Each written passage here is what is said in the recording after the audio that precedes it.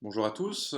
Dans cette vidéo, nous allons voir les révisions du chapitre concernant la mobilité sociale.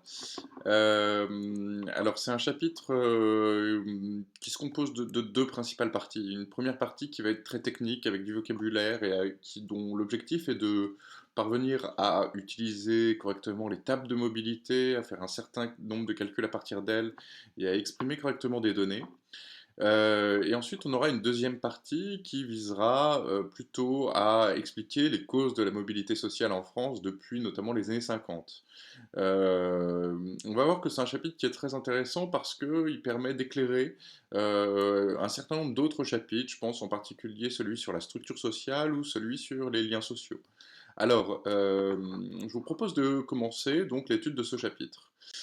Déjà, il faut savoir que la mobilité sociale, ça désigne le déplacement des individus dans l'espace social. C'est un concept qui a été forgé par le sociologue américain d'origine russe qui s'appelle Petrim Sorokin dans son ouvrage qui s'appelait Social Mobility de 1977. Alors, ces déplacements des individus dans l'espace social, elles supposent qu'on ait à la base une position sociale, une position dans l'espace social. C'est un concept relativement intéressant parce qu'il nous permet de voir un petit peu la, comment dire, densité de la société et notre possibilité d'atteindre au cours de notre vie ou par rapport à nos parents telle position ou telle autre. Un élément, un livre que vous pouvez utiliser comme accroche, ça serait l'ouvrage de Georges-Louis Borges qui s'appelle Une loterie à Babylone, dans lequel il décrit une société où il y aurait une mobilité parfaite. La loterie à Babylone, ça consiste au fait que à chaque moment de sa vie, les individus tirent au sort quelle position sociale ils vont pouvoir occuper, et ainsi ils peuvent aussi bien finir proconsul, de diriger la société, ou bien finir esclave, donc être tout à la base. Dans une société comme ça, on pourrait parler d'une mobilité parfaite, où les individus seraient en permanence en train de changer de position sociale. Vous voyez bien que dans notre société actuelle, c'est pas la manière dont cela se passe. Et il y a un certain nombre de rigidités que nous allons étudier qui conditionnent un petit peu la mobilité qu'on va pouvoir avoir. Alors les questions qu'on va se poser dans ce chapitre, première question, c'est comment est-ce qu'on peut mesurer la mobilité sociale, avec quel outil et comment est-ce qu'il fonctionne. Puis on prendra un petit peu de recul pour voir comment est-ce que depuis les Trente Glorieuses, la mobilité sociale a évolué, avant d'étudier les différentes causes de la mobilité sociale. Alors, commençons tout de suite par la question de la mesure de la mobilité sociale. Déjà, avant de la mesurer, il faut la définir. Alors, qu'est-ce que la mobilité sociale? Eh bien, en sociologie, on distingue plusieurs types de mobilité. On peut parler d'une mobilité qui serait géographique, c'est-à-dire que les individus changent de position géographique, que ce soit à travers une migration, un changement de résidence, ou bien tous les jours pour aller au travail. C'est ce qu'on appelle la mobilité quotidienne ou pendulaire. Donc ça, c'est un concept que vous utilisez plutôt en histoire géo. Ensuite, on a une mobilité qui est intragénérationnelle. Donc intra, ça veut dire à l'intérieur d'eux. Donc ça signifie qu'un individu change de profession à différents moments de sa vie. On va commencer par exemple à rentrer dans une entreprise en tant qu'employé, et puis progressivement on va gravir les échelons pour finir par exemple cadre. Dans ce cas-là, on connaît au cours de sa vie une mobilité intragénérationnelle ou bien professionnelle. Enfin, et c'est surtout celle-là qui va nous intéresser, on va en sociologie étudier plutôt une mobilité intergénérationnelle, c'est-à-dire une mobilité qui compare notre position sociale actuelle avec la position sociale de nos parents et qui va nous permettre de définir une trajectoire sociale. Alors concentrons-nous sur cette mobilité intergénérationnelle.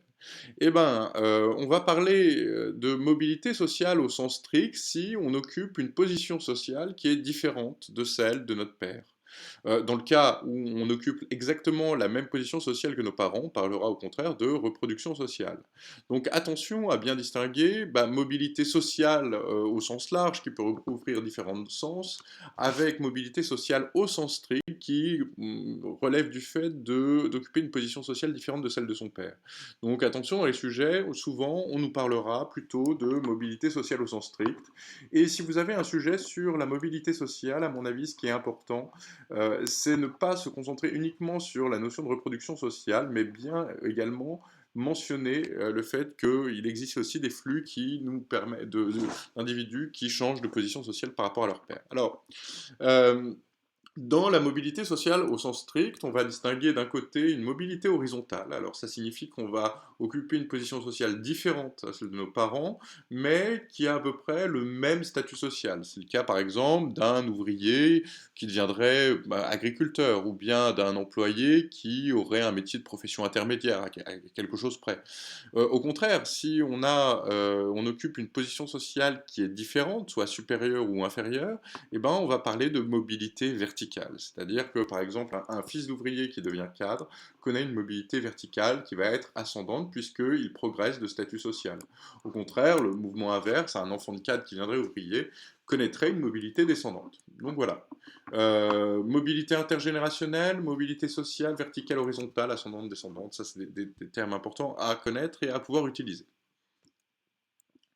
Euh, alors, si on regarde un peu plus en détail, en s'intéressant à la distinction entre mobilité sociale inter- et intragénérationnelle, la mobilité intragénérationnelle, c'est le changement de position sociale que connaît un individu au cours de sa vie. Et sa caractéristique, quand les sociologues l'ont regardé, c'est qu'on constate que les individus connaissent une forte mobilité sociale intragénérationnelle avant leurs 40 ans. C'est-à-dire que, bah, une fois que vous sortez de vos études, il va falloir quelques années pour que vous progressiez dans la hiérarchie des entreprises. Et puis après 40 ans, on a tendance à rester à peu près à la position sociale qu'on aura à 40 ans. Il existe encore un peu de mobilité intragénérationnelle, mais elle est beaucoup, beaucoup plus faible. On verra que ça aura des conséquences importantes quand on étudiera l'étape de mobilité. Et puis la mobilité intergénérationnelle, donc c'est le changement de position sociale par rapport à son origine sociale. L'origine sociale, c'est la position sociale de ses parents qu'on va étudier à travers les PCS, mais on va revenir dessus. Alors, qu'est-ce que c'est que les PCS justement? Donc, ça va être l'outil de base à partir duquel on va évaluer la mobilité sociale d'un individu. En effet, les PCS, donc on a vu ça dans le chapitre précédent sur qu'est-ce que la structure sociale et comment on pouvait l'analyser. On avait vu que l'INSEE en France, depuis les années 50, avait réparti la population active en différentes catégories.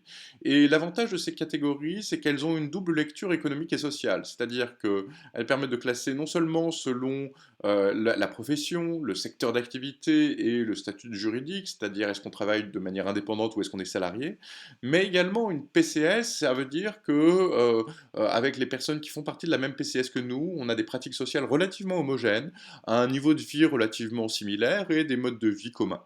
Et donc, pour évaluer la position sociale d'un individu, on ne va pas se baser sur les classes sociales, par exemple, qui sont un outil bon, dont la pertinence est contestable et évolue au fur et à mesure du temps, mais on va se baser sur les professions et catégories socio-professionnelles vont définir deux choses. D'une part, la position sociale d'un individu et celle de ses parents. Alors, si on regarde un peu plus en détail, quels sont ces PCS? On constate donc qu'il y a les agriculteurs exploitants. Alors ça, c'est important à bien connaître, hein. Vous devez impérativement connaître toutes les PCS et quels sont les types de métiers qu'il y a derrière. C'est environ 2% de la population active aujourd'hui. Les artisans commerçants, chefs d'entreprise, alors ça, c'est un groupe socio-professionnel très, très hétérogène, puisque un chef de grande entreprise sera là-dedans, mais un petit commerçant sera là-dedans également. Donc, c'est 6% de la population active. Et le point commun entre les agriculteurs exploitants et les artisans commerçants chefs d'entreprise, c'est que tout ça, ce sont des indépendants. Le reste, ce sont plutôt des salariés. Et donc, on a 8% de la population indépendante et 92% de la population active qui est salariée.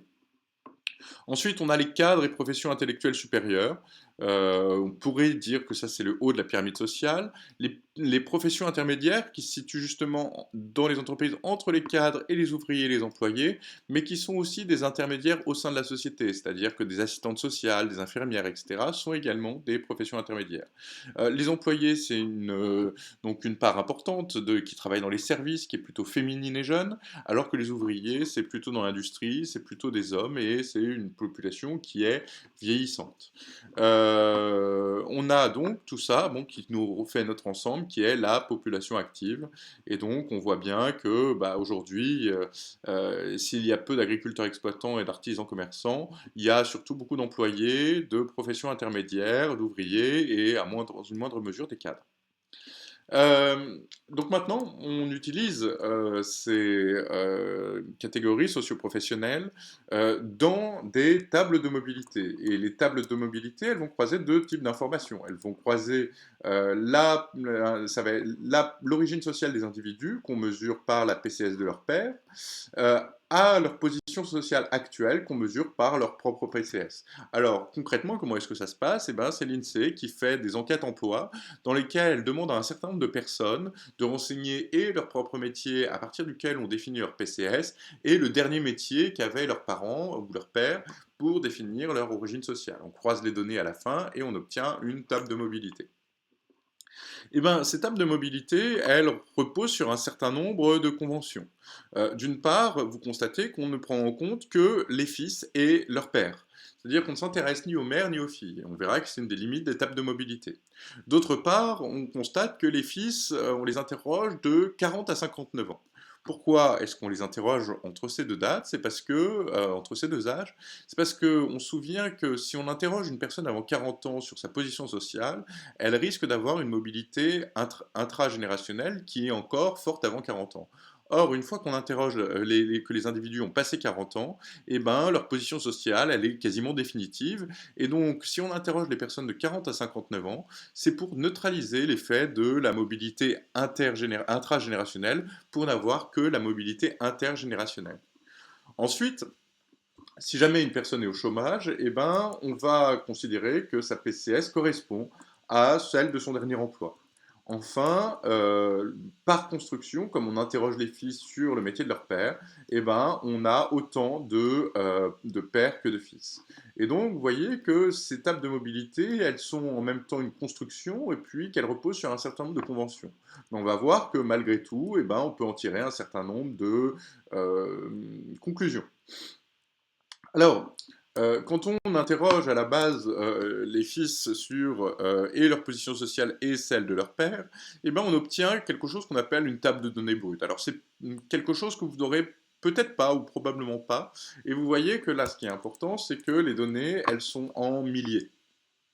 Euh, donc ça veut dire que concrètement, on a interrogé 7 millions de personnes, 7 203 000 personnes, et que à chaque fois, bah, par exemple, on avait 186 000 fils qui étaient agriculteurs et qui déclaraient que leur père était agriculteur. De même, on avait 52 000 artisans, commerçants, chefs d'entreprise qui déclaraient que leur père était agriculteur, etc., etc. Si on regarde, ce qui est intéressant là, c'est qu'il y a deux colonnes ensemble.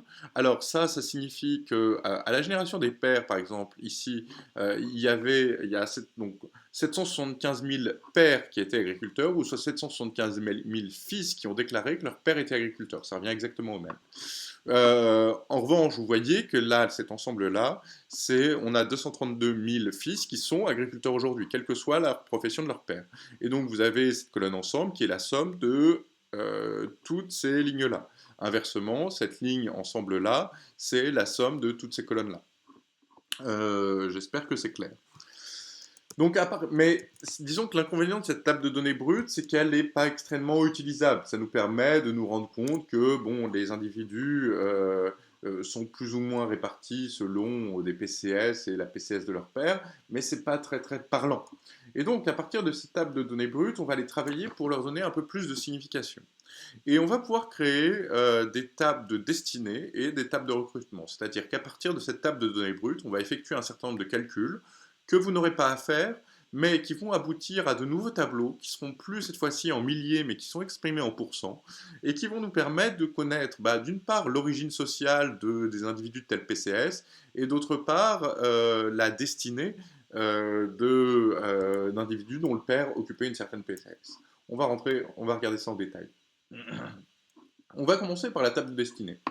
La table de destinée, ça permet de lire les trajectoires socio-professionnelles des fils en fonction de leur origine sociale. Autrement dit, on se demande que sont devenus les fils issus de tel PCS. Et j'insiste sur le terme devenir, hein, c'est-à-dire que quand vous allez devoir formuler une donnée à partir d'une table de destinée, vous allez devoir utiliser le mot devenir.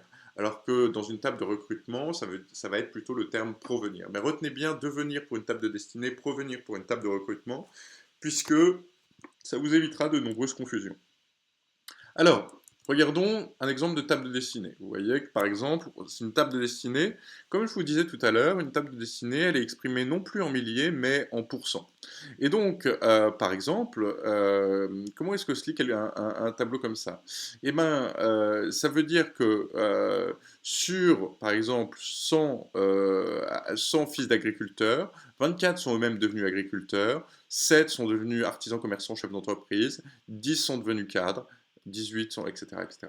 Donc, ou bien, une autre manière de dire, c'est que ben, 2% des fils d'artisans, commerçants, chefs d'entreprise sont devenus agriculteurs. Donc, vous voyez qu'on utilise toujours le mot devenir dans la formulation des données. Et ça, c'est important. Qu'est-ce qui va être intéressant dans cette table de destinée? Eh ben, il va y avoir plusieurs données qui vont être intéressantes. D'une part, les données de la diagonale, eh ben, ça va nous indiquer la reproduction sociale, c'est-à-dire les personnes qui deviennent, qui appartiennent à la même catégorie socio-professionnelle que leur père. Par exemple, ce 55, ça veut dire que 55% des fils de cadres sont devenus cadres. Et vous voyez que ça signifie que la reproduction sociale chez les cadres est extrêmement intense et qu'on constate la même chose chez les fils d'ouvriers. En revanche, on constate que chez les artisans, les employés ou les professions intermédiaires, cette reproduction sociale, elle est moins forte. Donc la reproduction sociale, elle est intense aux extrémités de l'échelle sociale. Deuxième truc qui va être intéressant, ça va être la ligne ensemble. La ligne ensemble, ça nous permet de nous dire que, bon, à la génération des fils, c'est-à-dire en 2012, eh ben, il y avait 3% de fils qui étaient agriculteurs, 9% qui étaient cadres, 22% qui étaient cadres, 23 professions intermédiaires, etc. etc. C'est peut-être un petit peu différent des chiffres que vous aviez vus auparavant, mais c'est normal parce que c'est pas le même échantillon. Là, on n'interroge que les fils âgés de 40 à 59 ans, d'où quelque chose qui est un tout petit peu différent. Enfin, on peut observer, par exemple, que les trajets courts sont vraiment forts. Vous voyez que là, les professions intermédiaires ont des chiffres très très importants, ce qui veut dire que la destinée vers les professions intermédiaires est particulièrement intense. On peut inversement se demander, bah, si on prend une PCS donnée, eh ben, on peut se demander d'où viennent les individus. Et ben, pour ça, on va construire une table de recrutement. Ça permet de lire les trajectoires socio-professionnelles en fonction de leur position sociale actuelle. Par exemple, on va se demander de quel PCS proviennent les fils qui occupent tel ou tel PCS aujourd'hui. Euh, Regardons une table de recrutement. Et vous voyez que cette fois-ci, la table de recrutement ressemble à ça. Donc c'est toujours une table où les résultats sont exprimés en pourcents. Et vous voyez que par exemple,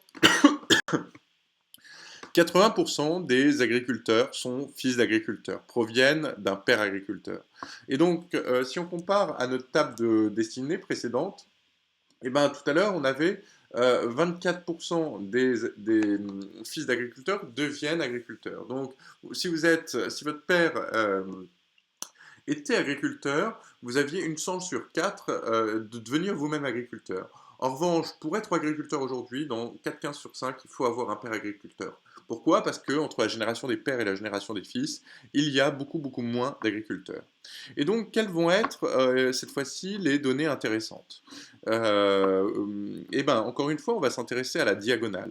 La diagonale, ça nous permet de mesurer l'auto-recrutement. Ça veut dire que, par exemple, 80% des agriculteurs sont recrutés parmi les fils d'agriculteurs. 60% des ouvriers sont recrutés parmi des fils d'ouvriers. Et donc, vous voyez que bah, c'est des catégories sociales qui sont extrêmement, extrêmement peu ouvertes. Au contraire, les professions intermédiaires, les employés, les cadres, eh ben, sont des professions très, très ouvertes. Qu'est-ce qui va faire qu'une PCS va être plus ou moins ouverte? Eh ben, ça va être le fait que, comment dire, le nombre d'agriculteurs diminue dans le temps. Donc ça veut dire qu'il y a moins de places et les places sont plus chères et il faut avoir un père agriculteur. En revanche, le nombre d'employés ou de professions intermédiaires augmente dans le temps et donc ça fait que ça recrute dans toutes les autres PCS. Et donc vous voyez que ça indique le dynamisme de tel ou tel PCS. Dernier point qui va être intéressant, c'est encore une fois notre colonne ensemble. Cette fois-ci, ça nous dit qu'à la génération des pères, eh ben, 42% des pères étaient ouvriers. Vous voyez qu'on était dans une société industrielle. 11% étaient agriculteurs. etc., etc. Et donc ça nous permet de connaître la structure sociale à la génération des pairs. Voilà à quoi sert une table de recrutement. Donc attention, pour les tables de destinée, de recrutement, les tables de mobilité, il faut savoir définir ce que c'est, bien comprendre comment est-ce que ça fonctionne et surtout très bien formuler les données. Une table de destinée, c'est devienne, une table de recrutement, c'est provienne, donc attention à ne pas se planter là-dessus. Voilà, c'est les seules choses auxquelles il faille faire vraiment attention. Pour terminer sur cette partie-là, eh ben, voilà ce que vous pouvez avoir. C'est une table un petit peu compliquée, mais je veux juste vous l'expliquer. Donc là, c'est une table qu'on va appeler peut-être synthétique, c'est-à-dire qu'elle vous présente trois informations par colonne, par case, pardon. Euh, Regardez, on va s'intéresser au chiffre des agriculteurs. Et ben, vous constatez que le premier chiffre que vous avez, 252, c'est un chiffre issu de notre table de données brutes. C'est les effectifs qui sont en milliers. Donc ça veut dire qu'il y avait 252 000 agriculteurs, fils d'agriculteurs en 2003. Ensuite, le deuxième en italique, en dessous, ça, c'est le chiffre issu d'une table de destinée. Ce qui veut dire que 22 en 2003, 22% des fils d'agriculteurs étaient devenus eux-mêmes agriculteurs. Enfin, le troisième chiffre, c'est le recrutement, ce qui veut dire que cette fois-ci, toujours en 2003, 88% des agriculteurs provenaient d'un père agriculteur. Et donc vous voyez que voilà, là il faut vraiment vraiment pas se planter et bien comprendre, bien réfléchir, qu'est-ce qui est en milliers, qu'est-ce qui est en pourcents et qu'est-ce qui correspond à quoi. Enfin, dernier point, vous pouvez avoir aussi des tables qui vous présentent euh, comment dire, la destinée, par exemple, à deux périodes différentes, dans les années 80 et dans les années 2000. Là, ce qui va être intéressant, ça va être de comparer les deux dates, et donc c'est peut-être quelque chose que vous pourriez avoir pour évaluer comment a évolué la mobilité. Voilà. Une fois qu'on a dépassé la simple lecture des tables de mobilité, on peut se demander bah, qu'est-ce qu'elles nous apprennent, ces tables de mobilité. Et on va voir que là, c'est une partie un petit peu technique, mais en même temps qu'il s'agit de bien comprendre. Premier point que les tables de mobilité nous apprennent, eh ben, c'était ce qu'on voyait tout à l'heure, c'était l'immobilité, la reproduction sociale ou l'autorecrutement. Je vous rappelle que dans une table de destinée, ça mesure la reproduction sociale, c'est-à-dire le nombre, la part des fils qui occupent la même position sociale que leurs parents. Une table de recrutement, la diagonale cette fois-ci nous apprend l'auto-recrutement, c'est-à-dire la part d'une certaine PCS qui sont recrutés dans la même PCS. Et donc, au final, on peut se demander comment est-ce qu'on peut mesurer au total dans une société ben, la part des fils qui occupent exactement la même PCS que leur père. Et bien ça va être le concept d'immobilité. Pour ça, bon, c'est un petit calcul. On prend une table de données brute, on rapporte tout par rapport à un ensemble, c'est-à-dire on divise par 7 millions, et puis comme ça on obtient des pourcents, et quand on fait la somme de tous ces pourcentages-là, eh ben on a exactement la part des fils qui occupent exactement la même PCS que leur père. Et donc on obtient un concept qu'on appelle l'immobilité ou reproduction sociale, la part des fils qui occupent exactement la même PCS que leur père. Et donc si on fait ce calcul-là en 2012, on avait 36% des fils qui occupaient la même PCS que leur père. Par rapport à ça, vous n'avez pas à connaître le détail du calcul, savoir comment est-ce qu'on calcule ce truc-là. En revanche, ce que vous pouvez avoir, c'est ce que je vous conseille, c'est de retenir que vous avez aujourd'hui une personne sur trois qui occupe, un tiers des fils qui occupent la même position sociale que leur père, que l'immobilité est d'un tiers en France. Euh, donc, comment dire, comment est-ce qu'on va se servir de cette immobilité ou de cette reproduction sociale? Eh ben, on va partir d'une situation théorique, idéale, dans laquelle eh ben, chaque fils occuperait une position différente de celle de son père. C'est ce qu'on appelle la mobilité potentielle. C'est pas une définition que vous avez à connaître, mais ça a quand même du sens de bien comprendre ce que ça veut dire. Donc, potentiellement, 100% des fils pourraient occuper une PCS différente de leur père. Dans la réalité, on constate que 36% des fils occupent la même position sociale que leur père. Il reste donc que 64% des fils occupent une position sociale différente de celle de leur père. Et donc ça va être ce qu'on va appeler la mobilité observée, ou bien ce qu'on avait vu dans les définitions préalables, la mobilité sociale au sens strict. Donc la mobilité observée, c'est la part des fils qui occupent une position sociale différente de celle de leur père et que l'on mesure à partir des tables de mobilité. Cette mobilité observée, on se souvient, elle peut être horizontale, c'est-à-dire un changement de profession et ou de PCS sans changement de statut social. Par exemple, un fils de boulanger qui devient boucher, eh ben, il a une mobilité horizontale, mais il ne change pas de statut. Et puis, on a une mobilité verticale qui signifie un déplacement dans la hiérarchie sociale qui entraîne un changement de statut social. Cette mobilité, elle peut être ascendante ou bien elle peut être descendante si le statut social s'améliore ou s'affaiblit.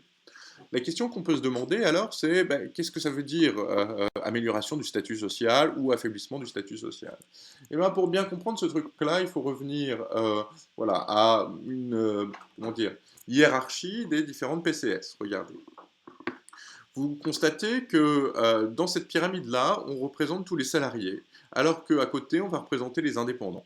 Et tout ce qui va être au même niveau, ça veut dire que c'est quelque chose qui est relativement équivalent. C'est des positions sociales équivalentes.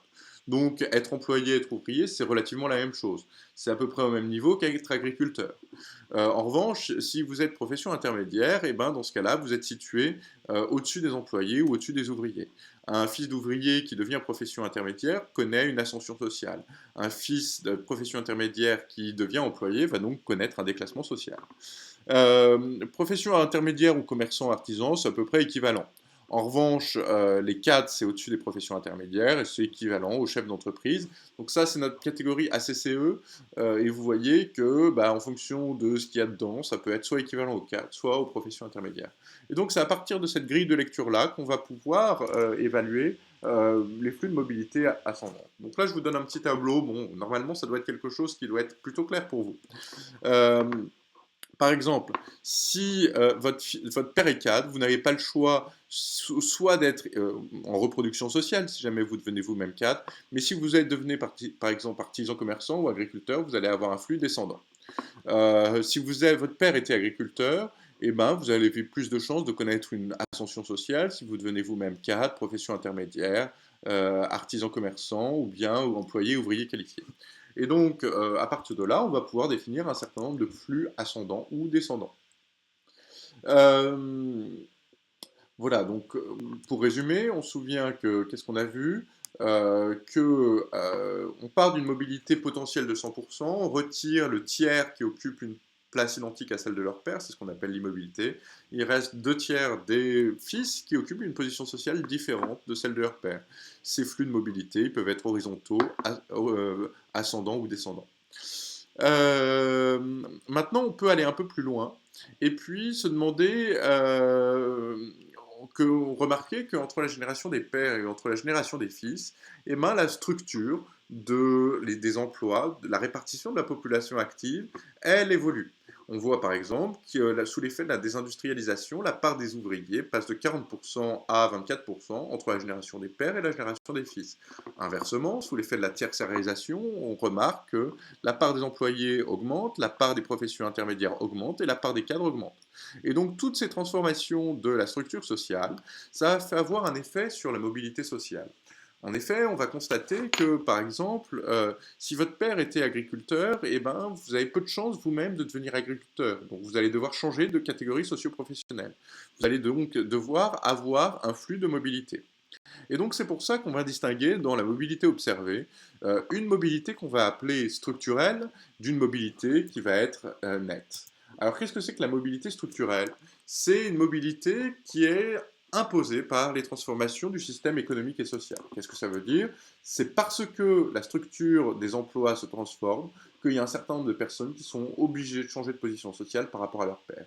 Si votre père était ouvrier aujourd'hui, bah, vous avez de plus en plus de chances de devoir occuper un autre poste que celui de votre père. Et puis, ça va nous permettre de mettre en évidence qu'il y a une mobilité nette, c'est-à-dire une mobilité qui n'est pas imposée par les transformations de la structure économique et sociale. C'est vraiment une mobilité qui est plutôt, on va dire, soit volontaire, soit en tout cas, voilà, qui n'est pas due aux transformations sociales. Euh, Comment est-ce qu'on la calcule, cette mobilité structurelle? Bon, c'est pas encore une fois un calcul que vous devez savoir faire, retenez juste le résultat. Pour calculer la mobilité structurelle, on compare la structure sociale au niveau des pères avec celle au niveau des fils. Par exemple, on se souvient qu'il y avait 11% de la population active qui était agricultrice au niveau des pères, seulement 3,2% au niveau des fils. Et donc l'écart, eh ben, ça fait moins 7,6 points de pourcentage entre les deux. et ben, vous prenez à chaque fois les écarts et puis vous allez faire la somme des positifs ou bien la somme des négatifs, parce que on prend de la valeur absolue si vous préférez en mathématiques. Et donc, si on fait cette somme-là, on obtient quelque chose qui est de l'ordre de 22%. Ce qui veut dire que 22% des personnes ont dû changer de position sociale parce que la structure sociale s'est transformée. Et donc au final, si on résume tout ça, tout ce qu'on vient de voir, eh ben, on obtient le tableau suivant. Potentiellement, on a une mobilité de 100%. C'est-à-dire que 100% des fils pourraient occuper une position sociale différente de celle de leur père. Mais si on retire de ces 100% la part d'immobiles, ceux qui occupent la même PCS que leur père, eh ben, il nous reste 64% de personnes qui occupent une position sociale différente de celle de leur père. Sur ces 64%, ben, il y en a 22% qui ont dû changer de position sociale en raison des changements dans la structure sociale. Et donc il nous reste la mobilité nette, qui est 44% des fils qui ont changé de position sociale, sans que ce soit causé par les transformations de la structure sociale. Ça va être important à retenir, la mobilité structurelle, on va l'utiliser dans un prochaine partie. J'espère que c'est clair, sinon n'hésitez pas à poser des questions. On arrive sur le point sans doute le plus dur du chapitre, c'est le concept de fluidité sociale. Ce concept-là de fluidité sociale, eh ben, il se base sur une critique de la mobilité observée. En effet, pour eux, c'est quoi le problème avec la mobilité observée? C'est que cette mobilité observée, eh ben, on vous l'explique, il y a une partie qui s'explique par les transformations de la structure économique et sociale. Or, vous pouvez avoir des personnes qui changent de position sociale, et c'est pas pour autant que on aura une société plus juste. C'est pas nécessairement parce qu'on a de la mobilité que vous avez plus de chances d'accéder aux bonnes places dans la société. Et donc les auteurs, comment est-ce que je peux vous expliquer ça? Par exemple, si votre père était ouvrier, il y a de moins en moins de chances que vous deveniez vous-même ouvrier. Et donc vous allez devoir avoir une mobilité sociale. Mais pour autant, ça ne veut pas dire que vous allez nécessairement gagner au change. Vous allez pouvoir trouver une autre position sociale équivalente, mais ça ne veut pas dire que dans votre société où il y aura en apparence une mobilité sociale plus importante, il y aura une égalité des chances plus importante. Et donc, ces auteurs proposent un concept de fluidité sociale où l'important c'est qu'on va essayer de neutraliser les effets des transformations de la structure économique et sociale par un calcul mathématique.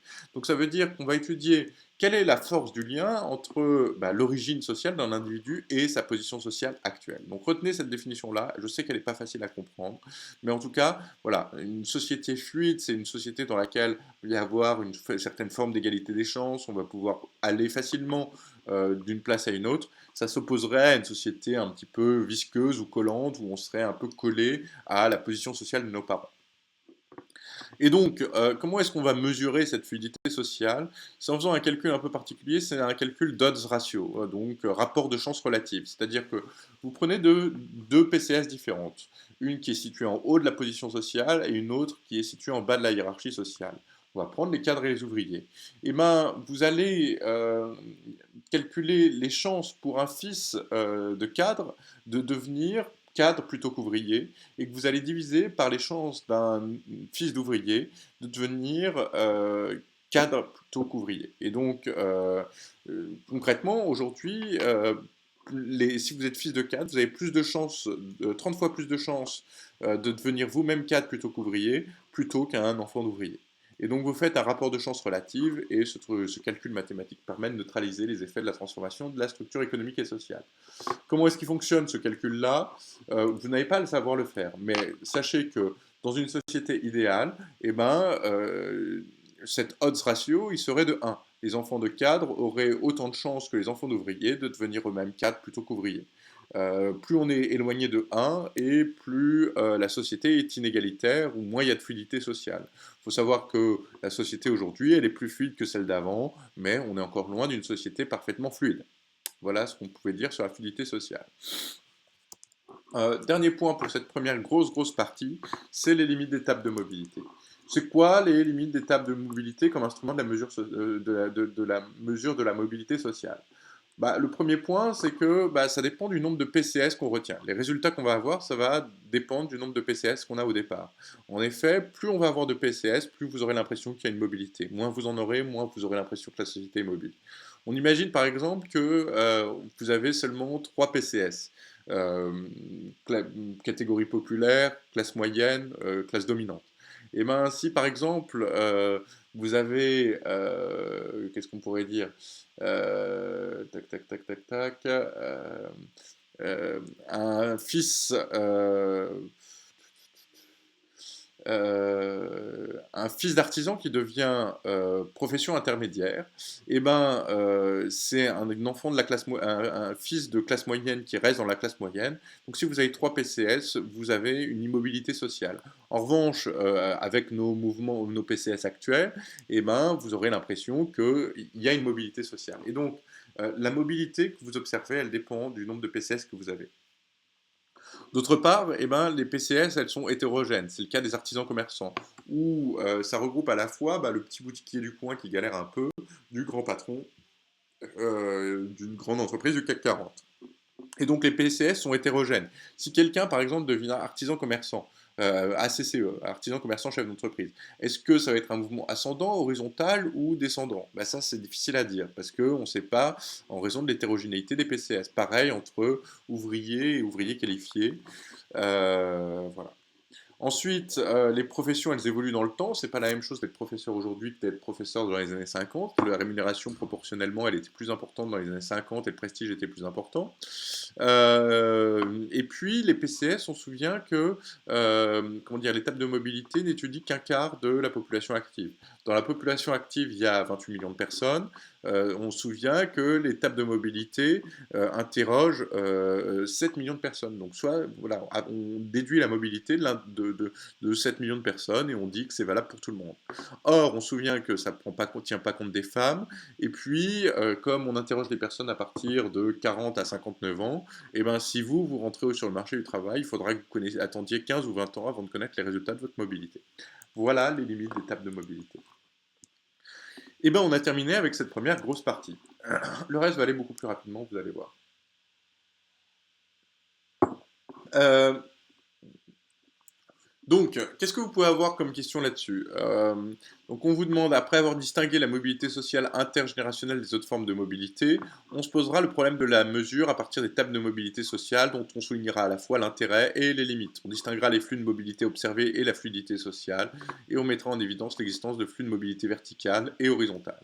Les notions, mobilité inter et intra, mobilité observée, fluidité sociale, tout ça on l'a vu. Alors, vous n'avez pas eu beaucoup de sujets qui sont tombés là-dessus, mais je pense que vous pouvez en avoir, donc ça vaut le coup de réviser ça. Distinguer en les illustrant la mobilité sociale inter de la mobilité sociale intra, ça c'est très facile, il suffit de reprendre les définitions et d'expliquer pourquoi les tables de mobilité se basent sur la mobilité intergénérationnelle en neutralisant l'intra. Et puis l'année dernière, il y avait une grosse question, distinguer à partir d'un exemple, ça c'est extrêmement dur, la mobilité observée de la fluidité sociale. Euh, Ça, c'est extrêmement chaud. Donc, qu'est-ce que c'est que la mobilité observée? C'est la mobilité qu'on observe à travers les étapes de mobilité. C'est par exemple, je sais pas, un fils de cadre qui devient employé. Bon, bah, là, on observe une mobilité. Et c'est pas tout à fait la même chose que la fluidité sociale, puisque la fluidité sociale, c'est pas le fait, comment dire, ça neutralise l'effet des transformations de la structure économique et sociale. Donc par exemple, si un fils d'ouvrier devient employé, ça veut dire qu'il a peut-être été forcé par la désindustrialisation et la tertiarisation de changer de métier par rapport à son père. Et la fluidité sociale, ça va être un concept qui va permettre de dire, sans tenir compte du fait qu'il y ait une transformation de la structure économique et sociale, eh ben, aujourd'hui, les enfants d'ouvriers ont telle ou telle chance de devenir par exemple cadre. Ensuite, comment évoluer la mobilité à long terme? Alors, je vais peut-être m'arrêter là pour l'instant.